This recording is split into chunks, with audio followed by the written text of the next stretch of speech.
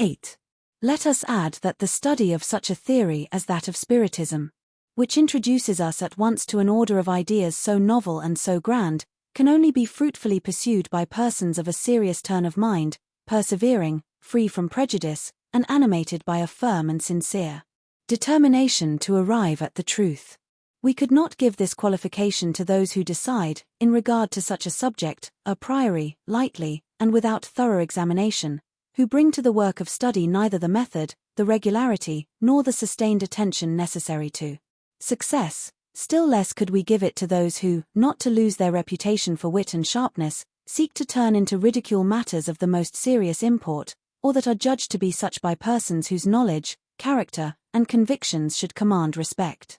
Let those who consider the facts in question as unworthy of their attention abstain from studying them. No one would attempt to interfere with their belief, but let them, on their part, respect the belief of those who are of a contrary opinion. The characteristics of serious study are the method and the perseverance with which it is carried on. Is it strange that sensible answers are not always obtained from spirits in reply to questions which, however serious in themselves, are propounded at random, and in the midst of a host of others, unconnected, frivolous, or foolish? Besides, a question is often complex, and the answer to it, in order to be clear, needs to be preceded, or completed, by various considerations. Whoever would acquire any science must make it the object of methodical study, must begin at the beginning, and follow out the sequence and development of the ideas involved in it. If one who is ignorant of the most elementary facts of a science should ask a question in regard to it of the most learned of its professors, could the professor, however excellent his goodwill, give him any satisfactory answer? For any isolated answer, give under such conditions, must necessarily be incomplete, and would, therefore, in many cases, appear unintelligible, or even absurd. It is exactly the same in regard to the relations which we establish with spirits. If we would learn in their school, we must go through a complete course of teaching with them, but, as among ourselves, we must select our teachers, and work on with steadiness and assiduity. We have said that spirits of superior advancement are only attracted to centers in which there reigns a serious desire for light, and, above all, a perfect communion of thought and feeling in the pursuit of moral excellence. Frivolity and idle curiosity repel them, just as, among men, they repel all reasonable people, and the road is thus left open to the mob of foolish and lying spirits who are always about us, watching for opportunities of mocking us and amusing themselves at our expense. What becomes of any serious question in such a gathering? It will certainly be replied to, but by whom? It is just as though, in the midst of a convivial dinner party, you should suddenly propound such questions as what is the soul? What is death? Or others equally out of harmony with the tone of the company. If we would obtain serious answers, we must ourselves be serious, and must place ourselves in the conditions required for obtaining them. It is only by so doing that we shall obtain any satisfactory and ennobling communications. We must, moreover, be laborious and persevering in our investigations.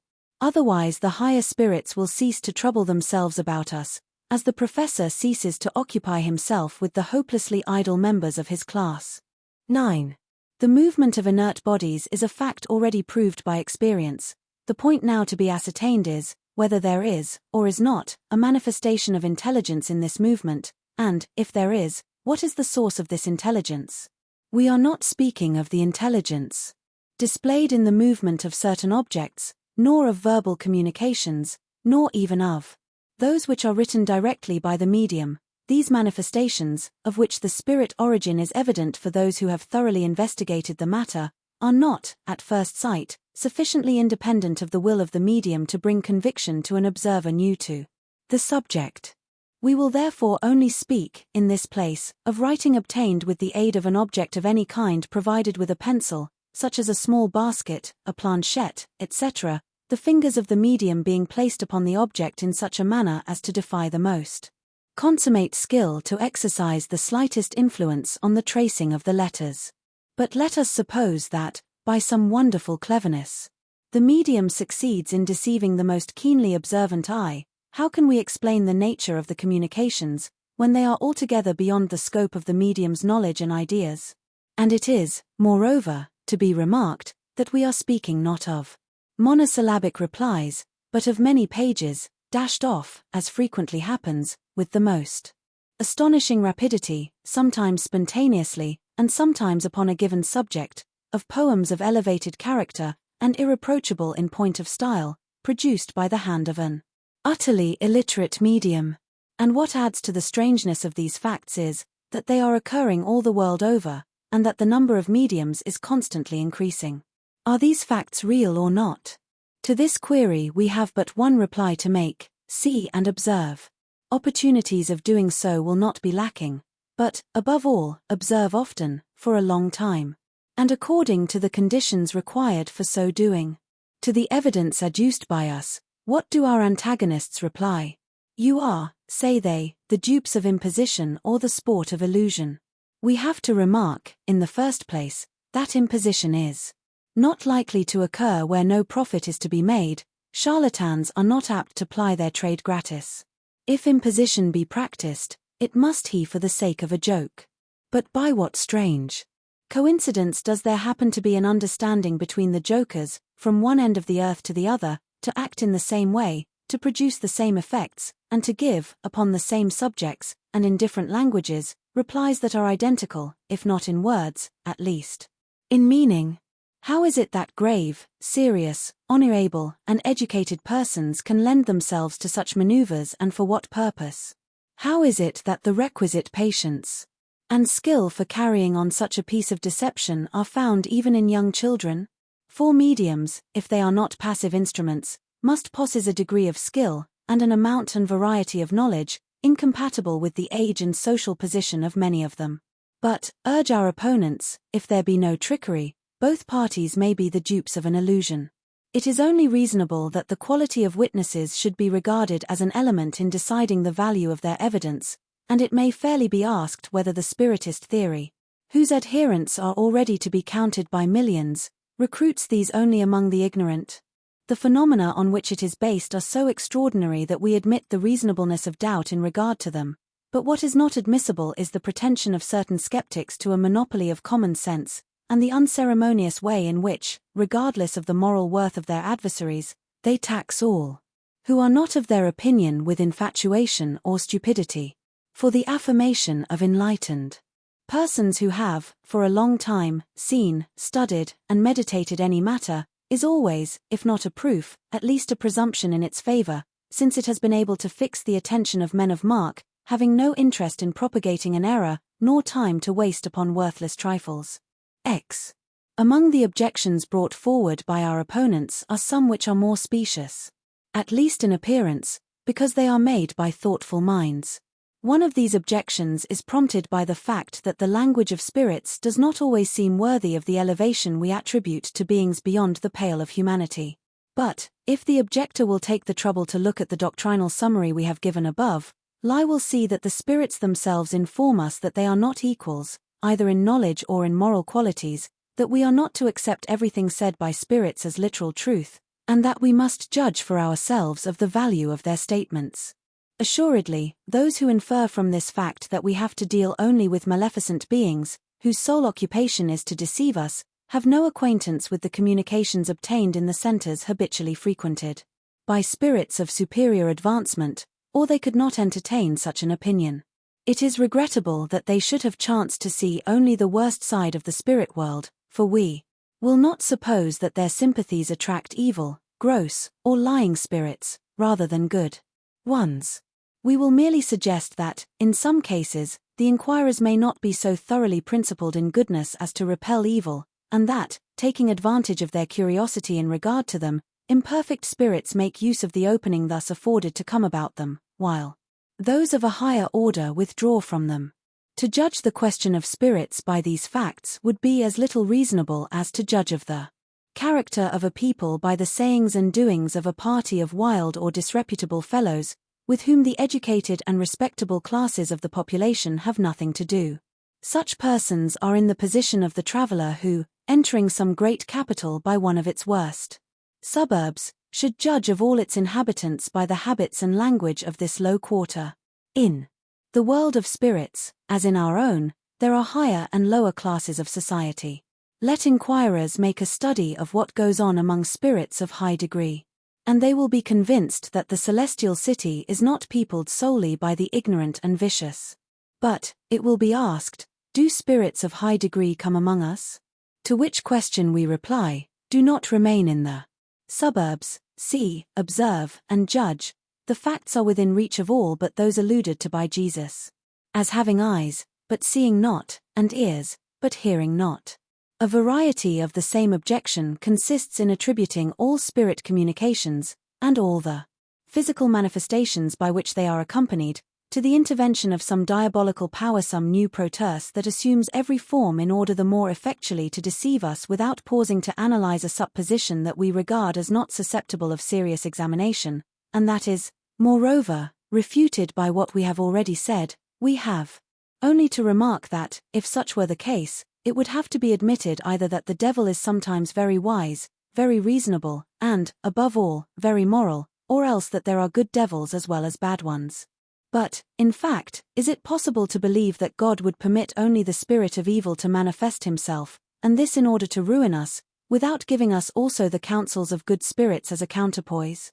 To suppose that he cannot do this is to limit his power. To suppose that he can do it, but abstains from doing it, is incompatible with the belief in his goodness. Both suppositions are equally blasphemous. It must be observed that, to admit the communication of evil spirits is to recognize the existence of spirit manifestations, but, if they exist, it can only be with the permission of God, and how then can we, without impiety, believe that he would permit them to occur only for a bad purpose, to the exclusion of a good one? Such a supposition is contrary alike to the simplest dictates of religion and of common sense. 11. One strange feature of the matter, urge other objectors, is the fact that only the spirits of well-known personages manifest themselves, and it is asked why these should be the only ones who do so. This query is suggested by an error due, like many others, to superficial observation. Among the spirits who present themselves spontaneously, the greater number are unknown to us, and, therefore, call themselves by names that we know, and that serve to characterize them. With regard to those whom we evoke, unless in the case of relatives or friends, we naturally address ourselves to spirits whom we know of, rather than to those who are unknown to us, and as the names of illustrious persons are those which strike us most forcibly, they are, for that reason, those which are most remarked. It is also considered as strange that the spirits of eminent men should respond familiarly to our call, and should sometimes interest themselves in things that appear trifling in comparison with those which they accomplished during their life.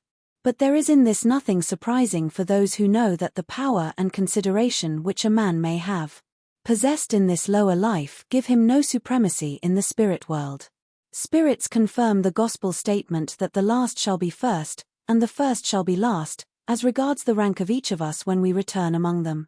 Thus he who has been first in the earthly life may be one of the last in that other world. He before whom all bowed their heads during the present life may then find himself beneath the humblest artisan, for, on quitting the earthly life, he leaves all his grandeur behind him, and the most powerful monarch may be lower than the lowest of his subjects. 12. A fact ascertained by observation, and confirmed by the spirits themselves, is the borrowing of well-known and venerated names by spirits of inferior degree. How, then, can we be sure that those who say they were, for example, Socrates, Julius Caesar, Charlemagne, Fenelon, Napoleon, Washington, etc., were really the men they claim to have been? This doubt exists among many fervent adherents of Spiritist doctrine.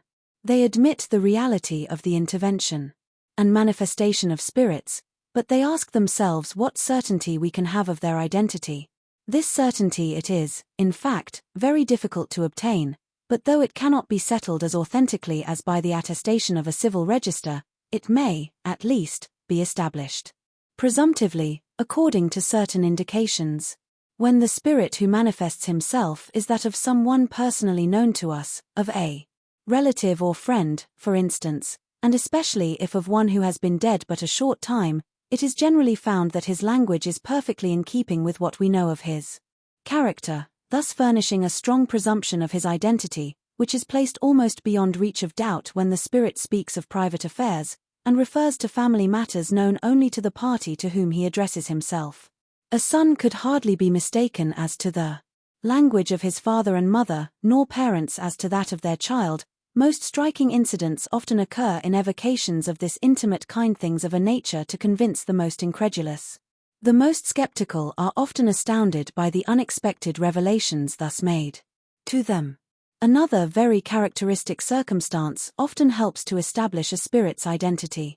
We have already said that the handwriting of the medium generally changes with the spirit evoked, the same writing being reproduced exactly every time the same spirit presents himself, and it often happens that, in the case of persons recently deceased, this writing bears a striking resemblance to that of the person during life, the signatures, especially, being sometimes perfectly exact.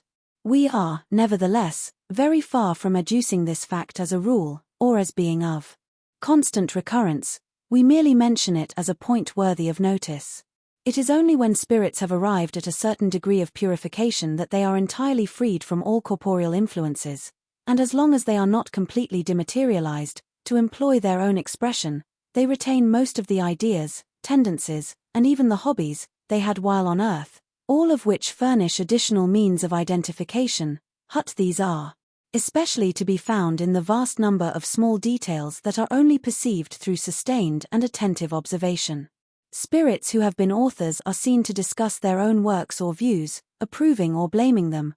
Others allude to various circumstances connected with their life or death, and from all these indications we obtain what may, at least, be regarded as moral presumptions in favor of their identity, the only ones that can be looked for under the circumstances of the case. If, then, the identity of the spirit evoked may be established, to a certain extent and in certain cases, there is no reason why that identity may not exist in others, and although we may not have the same means of identification in regard to persons whose death is of more distant date, we always have that of language and character, for the spirit of a good and enlightened man will assuredly not express himself like that of a depraved or ignorant one. As for inferior spirits who assume honored names, they soon betray themselves by the character of their language and statements. If someone, for instance, calling himself Fenelon gave utterance to remarks at variance with common sense or morality, his imposture would at once become evident, but if the thoughts expressed by him were always noble, consistent, and of an elevation worthy of Fenelon, there would be no reason to doubt his identity, for otherwise we should have to admit that a spirit whose communications inculcate only goodness would knowingly be guilty of falsehood. Experience shows us that spirits of the same degree, of the same character, and animated by the same sentiments, are united in groups and families, but the number of spirits is incalculable, and we are so far from knowing them all, that the names of the immense majority of them are necessarily unknown to us. A spirit of the same category as Fenelon may therefore come to us in his name, and may even be sent by him as his representative, in which case he would naturally announce himself as Fenelon, because he is his equivalent, and able to supply his place, and because we need a name in order to fix our ideas in regard to him. And, after all, what does it matter whether a spirit be really Fenelon or not, if all that he says is excellent, and such as Fenelon himself would be likely to say? For, in that case, he must be a spirit of superior advancement, and the name under which he presents himself is of no importance, being often only a means of fixing our ideas. This sort of substitution would not be acceptable in evocations of a more intimate character, but, in these, as just pointed out, we have other means of ascertaining the identity of the communicating spirit. It is certain, however, that the assumption of false names by spirits may give rise to numerous mistakes, may be a source of error and deception, and is, in fact, one of the most serious difficulties of practical spiritism, but we have never said that this field of investigation, any more than any other, is exempt from obstacles, nor that it can be fruitfully explored without serious and persevering effort.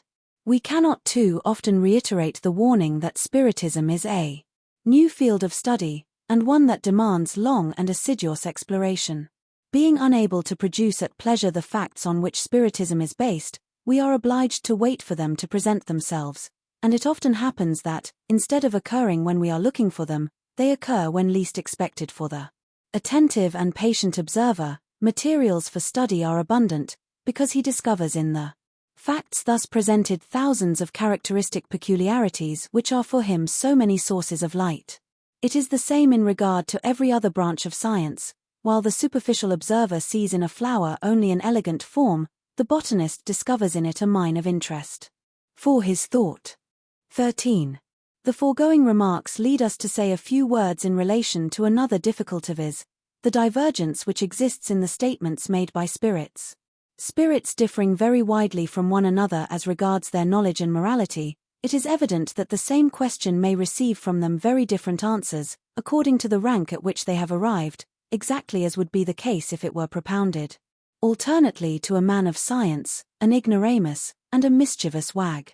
The important point, as previously remarked, is to know who is the spirit to whom we are addressing our question. But, it will be argued, how is it that spirits who are admittedly of superior degree are not all of the same opinion? We reply, in the first place, that there are, independently of the cause of diversity just pointed out, other causes that may exercise an influence on the nature of the replies, irrespectively of the quality of the spirits themselves.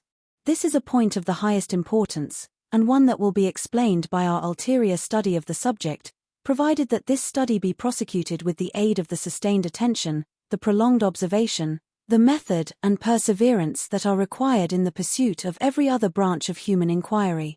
Years of study are needed to make even a second-rate physician, 3/4 of a lifetime to make a man of learning, and people fancy that a few hours will suffice to acquire the science of the infinite.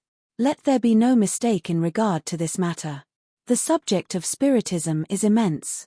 It involves all other subjects, physical, metaphysical, and social. It is a new world that opens before us. Is it strange that time, and a good deal of time, should be required for becoming acquainted with it? The contradictions alluded to, moreover, are not always as absolute as they may seem to be at first sight. Do we not see every day that men who are pursuing the same science give various definitions of the same thing, sometimes because they make use of different terms, sometimes because they consider it from different points of view, although the fundamental idea is the same in each case? Let anyone count up, if he can, the different definitions that have been given of grammar. It must also be remembered that the form of the answer often depends on the form under which the question has been put, and that it would be childish to regard as a contradiction what is often only a difference of words. The higher spirits pay no heed to forms of expression. For them, the thought itself is everything. Let us take, for example, the definition of soul. That word, having no fixed meaning, spirits, like ourselves, may differ in the meaning they give to it. One of them may say that it is the principle of life, another may call it the animic spark, a third may say that it is internal, a fourth, that it is external, etc., and each may be right from his own special point of view. Some of them might even be supposed to hold materialistic views, and yet such is not the case. It is the same with regard to the word God. According to some, God is the principle of all things, according to others, the creator of the universe, the sovereign intelligence, the infinite, the great spirit, etc., and nevertheless it is always God. And so in regard to the classification of spirits. They form an uninterrupted succession from the lowest to the highest. All attempts at classification are therefore arbitrary, and they may be regarded as forming 3, 5, 10, or 20 classes, without involving error or contradiction. All human sciences offer the same variations of detail. Every investigator has his own system, and systems change, but science remains the same. Whether we study botany according to the system of Linnaeus of Jussieu, or of Tournefort, what we learn is none the less botany. Let us then cease to attribute more importance than they deserve to matters that are merely conventional, and let us devote ourselves only to what is really important, and we shall often discover, on reflection, a similitude of meaning in statements that appeared to us, at first sight, to be contradictory. 14. We should pass over the objection of certain skeptics in relation to the faulty spelling of some spirits, were it not that this objection affords us an opportunity of calling attention to a point of great importance. Spirit orthography, must be confessed, is not always irreproachable, but he must be very short of arguments who would make this fact the object of serious criticism on the plea that, since spirits know everything, They ought to be well up in spelling. We might retort by pointing to the numerous sins against orthography committed by more than one of the lights of science in our own world, and which in no wise invalidate their scientific authority, but a much more important point is involved in the fact alluded to. For spirits, and especially for those of high degree, the idea is everything, the form is nothing. Freed from matter, their language among themselves is as rapid as thought, for it is their thought itself that is communicated without intermediary, and it must therefore be very inconvenient for them to be obliged, in communicating with us, to make use of human speech, with its long and awkward forms, its insufficiencies and imperfections, as the vehicle of their ideas. They often allude to this inconvenience, and it is curious to see the means they employ to obviate the difficulty. It would be the same with us if we had to express ourselves in a language of which the words and locutions were longer, and the stock of expressions more scanty, than those we habitually employ. The same difficulty is felt by the man of genius, impatient of the slowness of his pen, which always lags behind his thought. It is therefore easy to understand that spirits attach but little importance to questions of spelling, especially in the transmission of serious and weighty teachings. Should we not rather wonder that they are able to express themselves equally in all tongues, and that they understand them all? It must not, however, be inferred from these remarks that they are unable to express themselves with conventional correctness. They do this when they judge it to be necessary, as, for instance, when they dictate verses, some of which, written, moreover, by illiterate mediums, are of a correctness and elegance that defy the severest criticism. 15. There are persons who see danger in everything that is new to them, and who have therefore not failed to draw an unfavorable conclusion from the fact that some of those who have taken up the subject of Spiritism have lost their reason. But both and sensible people urge that fact as an objection. Does not the same thing often happen to weak heads when they give themselves up to any intellectual pursuit? Who shall say how many have gone mad over mathematics, medicine, music, philosophy, etc.? But what does that prove? And are those studies to be prescribed on that account? Arms and legs, the instruments of physical activity, are often injured by physical labor. The brain, instrument of thought, is often impaired by intellectual labor, to which, in fact, many a man may be said to fall a martyr. But, though the instrument may be injured, the mind remains intact, and, when freed from matter, finds itself again in full possession of its faculties. Intense mental application of any kind may induce cerebral disease. Science, art, religion, even, have all furnished their quota of madmen. The predisposing cause of madness is to be found in some tendency of the brain that renders it more or less accessible to certain impressions, and, where the predisposition to insanity exists, its manifestation takes on the character of the pursuit to which the mind is most addicted, and which then assumes the form of a fixed idea. This fixed idea may be that of spirits, in the case of those who have been deeply absorbed by spiritist matters, as it may be that of God, of angels, the devil, fortune, power, an art, a science, a political or social system. It is probable that, at the victim of religious mania would have gone mad on Spiritism, if Spiritism had been his predominant mental occupation, just as he who goes mad over Spiritism would, under other circumstances, have gone mad over something else. We assert, therefore, that Spiritism does not predispose to insanity. Nay, more, we assert that, when correctly understood, it is a preservative against insanity.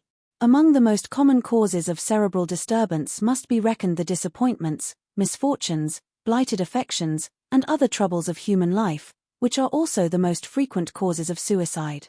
But the enlightened spiritist looks upon the things of this life from so elevated a point of view, they seem to him so petty, so worthless, in comparison with the future he sees before him. Life appears so short, so fleeting that its tribulations are, in his eyes, merely the disagreeable incidents of a journey. What would produce violent emotion in the mind of another affects him but slightly. Besides, he knows that the sorrows of life are trials which aid our advancement, if borne without murmuring, and that he will be rewarded according to the fortitude with which he has borne them. His convictions, therefore, give him a resignation that preserves him from despair, and consequently from a frequent cause of madness and suicide. He knows, moreover, through spirit communications, the fate of those who voluntarily shorten their days, and as such knowledge is well calculated to suggest serious reflection, the number of those who have thus been arrested on the downward path is incalculable. Such is one of the results of Spiritism. The incredulous may laugh at it as much as they please, we only wish them the consolations it affords to those who have sounded its mysterious depths. Fear must also be reckoned among the causes of madness. Dread of the devil has deranged many a brain, and who shall say how many victims have been made by impressing weak imaginations with pictures of which the horrors are enhanced by the hideous details so ingeniously worked into them? The devil, it is sometimes said, frightens only little children, whom it helps to make docile and well-behaved.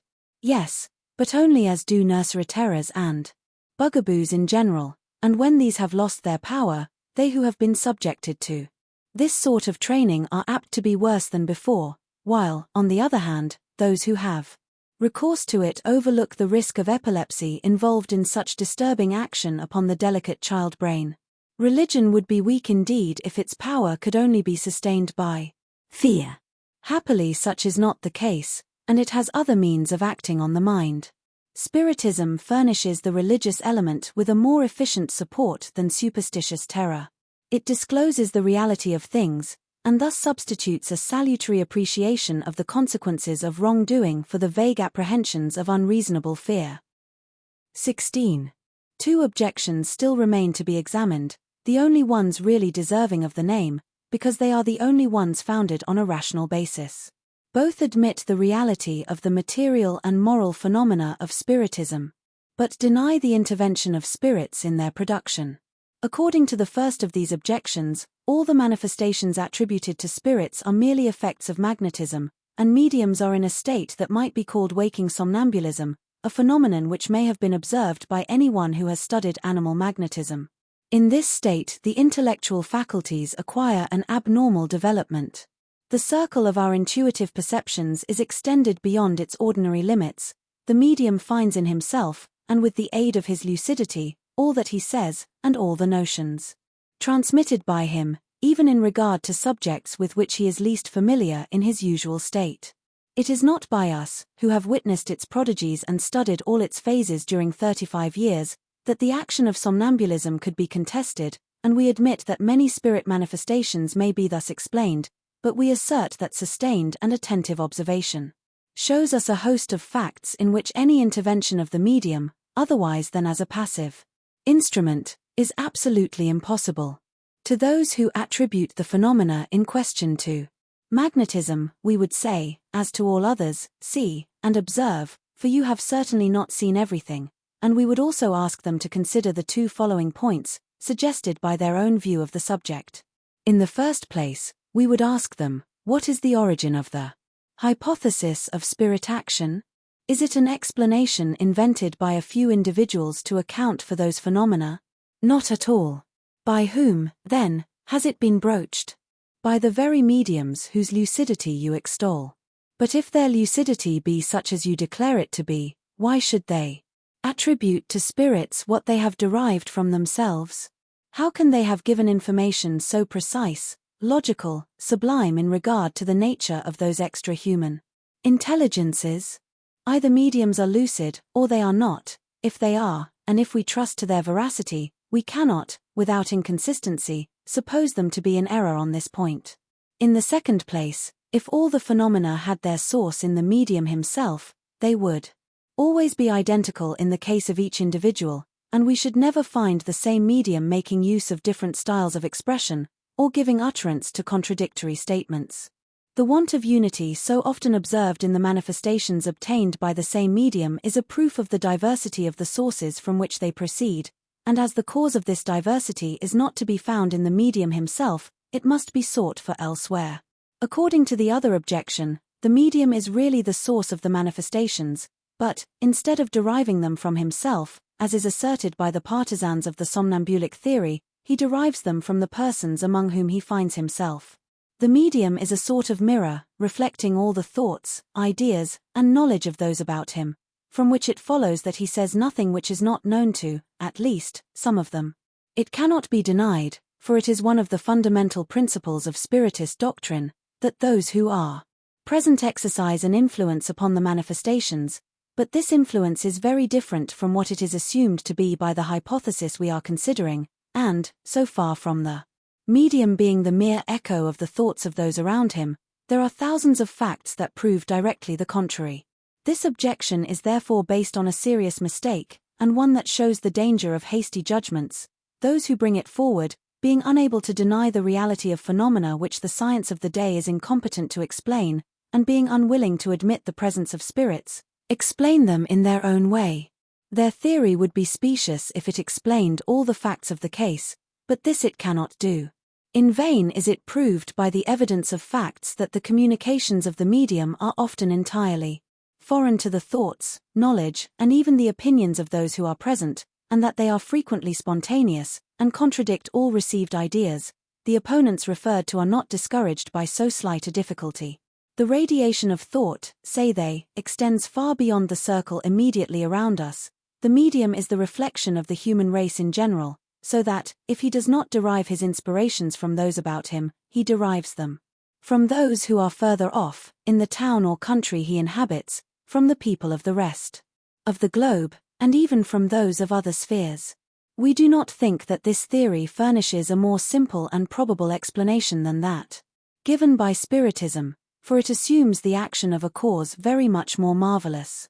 The idea that universal space is peopled by beings who are in perpetual contact with us, and who communicate to us their ideas, is certainly not more repugnant to reason than the hypothesis of a universal radiation, coming from every point of the universe, and converging in the brain of a single individual, to the exclusion of all the others.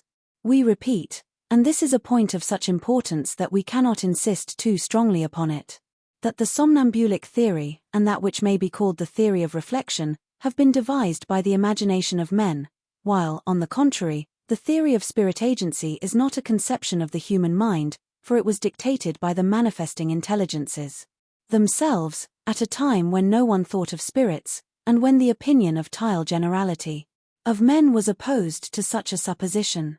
We have therefore to inquire, first, from what quarter the mediums can have derived a hypothesis which had no existence in the thought of anyone on earth, and, secondly, by what strange coincidence can it have happened that tens of thousands of mediums, scattered over the entire globe, and utterly unknown to one another, all agree in asserting the same thing?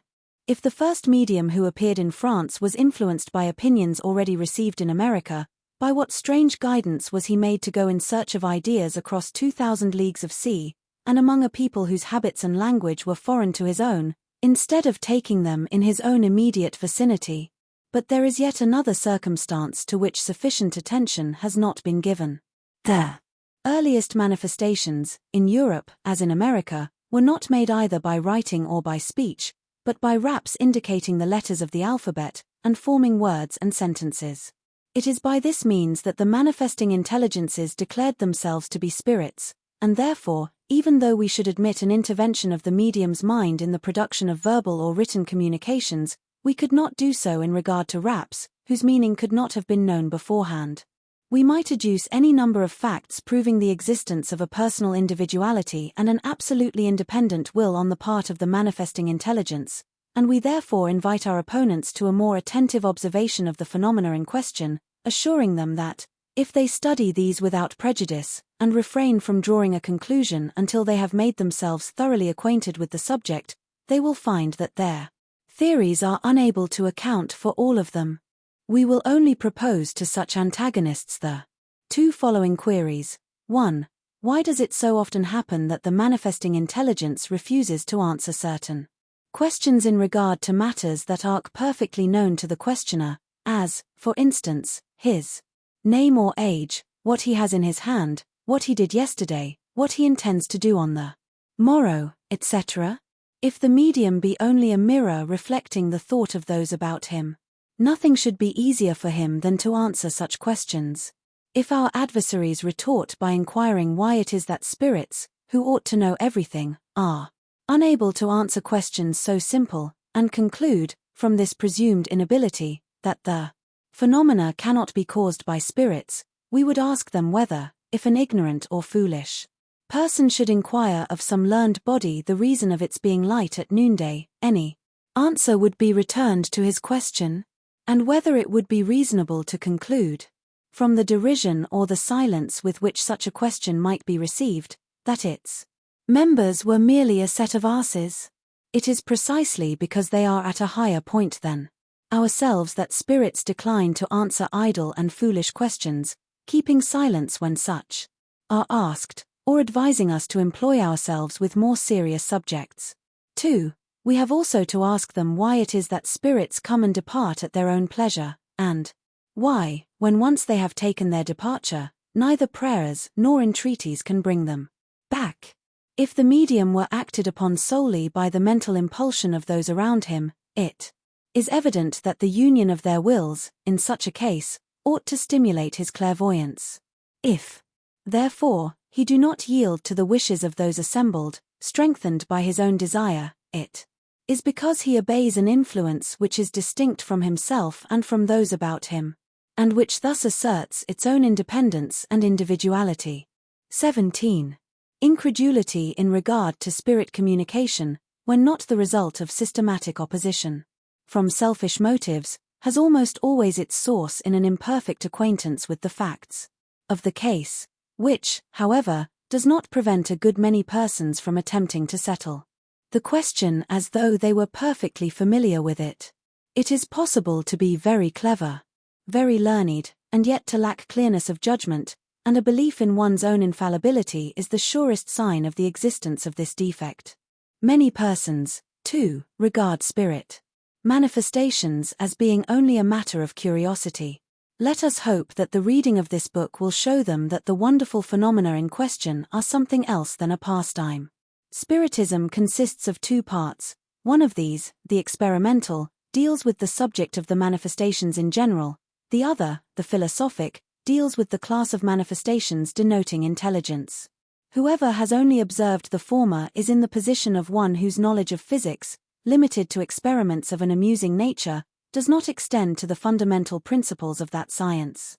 Spiritist philosophy consists of teachings imparted by spirits, and the knowledge thus conveyed is of a character far too serious to be mastered without serious and persevering attention.